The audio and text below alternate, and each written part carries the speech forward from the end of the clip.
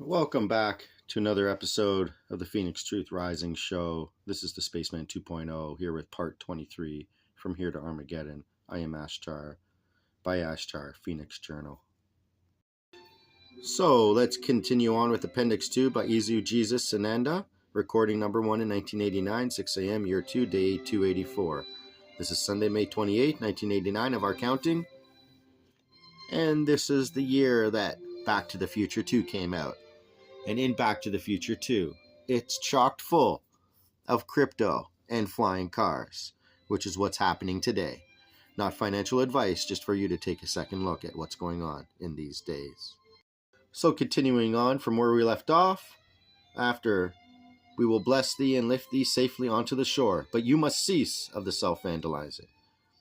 Well then, will we have these things we need, you ask? I perceive they should have come forth long ago. Wrong. If you perceive they should have come forth sooner, they would have, for you would have made sure of same. Please, may I impose upon Wally Gentleman, for his role is great. If money came from other than Tehaz Shap, where would WG be? I have not stopped thy abundance. Thy own silent mission intent has stopped fruition of thy conscious desires. Yet, you will punish yourself in the waiting, for the dark inputs insist you do so. Ah, Wally, you are so blessed and beloved of me. I so pain at thy suffering, for thy load is great. You will meet thy burden and have the strength to carry it. Thank you for not asking to be relieved of it, precious one. Take my hand, dear friend, and let me carry thee for a while. Let thy body rest in peace while it heals. You are in need of respite. O dear ones, want times, places, who, what, where, but most of all, when. I repeat and I repeat, look around thee. 'Tis all there, moving right down the mouth of the funnel. Even I am not given the exact moment, but you ones are still waiting until you are given the exact moment to make up thy minds, which will be thy action. Do not tell me otherwise, for I have the gift of insight. The questions and doubts are like a blinding fog around most of you. If you cannot accept until or prove it to me, you might well wait unto thy own downfall. Mine is not to prove. You ones came forth upon that blessed place for a purpose of thy soul, not my soul. 'Tis thy soul intent which must come into imbalance, not mine. I offer forth mine hand unto you. I will carry you if you ask. I will most surely bear thy burden when it is too heavy, but I cannot impose upon thee my force of anything. Neither can thy brothers from the spaces beyond thy consciousness. You cannot make up of another's mindset. I, nor any other, can make of thy decisions. Only thee. Signs. Time is here. Let us speak of timing. You are well into the portion of time which has seen all the prophecies come into reality of experience. Most have been in place for well over a decade. You were told that you would know, while the fig tree is beyond the budding stage and new leaves are set upon the branches. You too, when you see these things, all prophecies coming together, recognize that it is near, right at the door. I forewarned that the generation in place, when these things all came to being, would be the generation which would see the transition come to pass. What were the major signs? Let me refresh thy minds. I would prefer, dear ones, that you do your homework and study the revelations. Why do you ones hate of thy homework so badly? Thine way is not to be the way of ease and spoon-feedings. You have increased activity in thy earth upheavals in more widespread manner than in all history of thy planet as you know it. As the large quakes happen, they will be more and more intense. Have I not said that the one of the largest will split the earth from the Dead Sea to the Mediterranean Sea? Many countries will be split into portions differing in landscape from what is now present. The earth is in constantly building pressures. Can the atmosphere, so polluted already, bear the burden of volcanic toxins poured forth? Famine? Is there not dead and dying in some of thy countries? Are there not hungry within thy own areas? Available food is not yet the major problem, but mankind who hoards for profit. It makes no difference to the dying children from whence does not come thy bread. Are there not increasing the abounding homeless? Are there not more and more ones who call the gutters their home and wait the passing of time that they might simply die and move on? What about pollution? Is it growing better with all thy curbs? Is it not even rotting away even thy statuary? What might this be doing to thy precious bodies? Is it not localized onto any one place any longer? It is throughout thy world. From space, thee are a smudge pot. Thy atmosphere is changed and beyond transposition. One of the major prophecies was that Israel would be again founded as a nation. Is it not so? But it took a land portion which belonged to another people. That fragile existence is so explosive that it will break at any moment.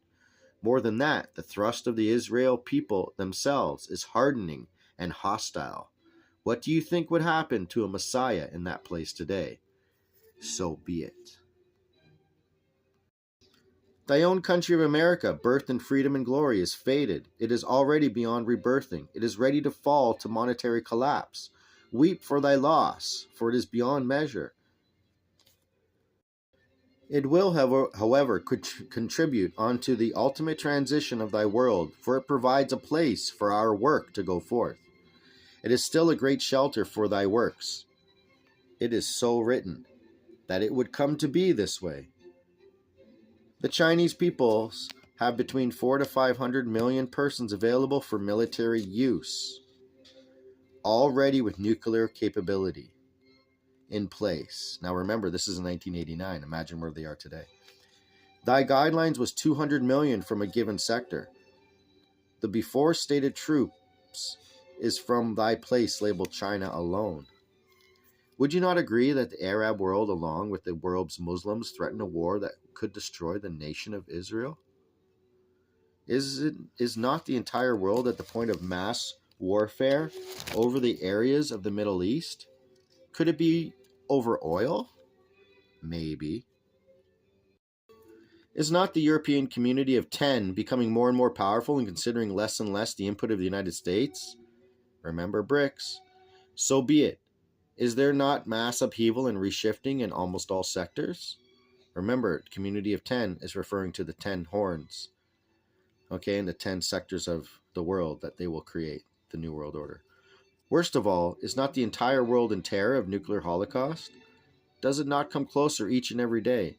Did not you note just in thy current week, India launched long-range missiles with nuclear capability? Do you not think Satan will provide the ones who will supply the warheads? Yes, Satan is alive and doing very well in thy world, very well indeed.